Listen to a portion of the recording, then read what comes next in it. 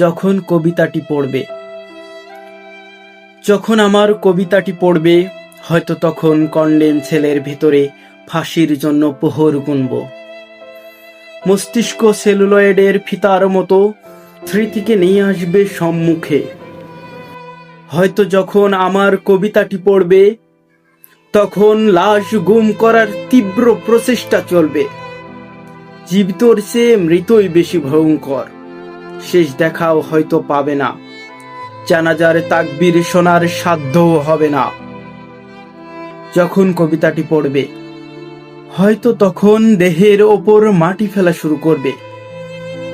হয়তো লাশ প্রতি দিয়ে তৃপ্তির শ্বাস ফেলবে, কিন্তু ভীতি ঘিরে থাকবে অন্তরাত্মা জুড়ে। যদি লাশ জেগে ওঠে, আবার ঘোষণা দেয় বিপ্লবের ইশতেহার। যখন কবিতাটি পড়বে, হয়তো হয়তো তখন ফিরে যাবে আযাবের ফেরেশতারা। পবিত্র আত্মাকে স্বর্গের দূতেরা নিয়ে যাবে অনন্ত জান্নাতের দিকে, অনন্ত জান্নাতের দিকে।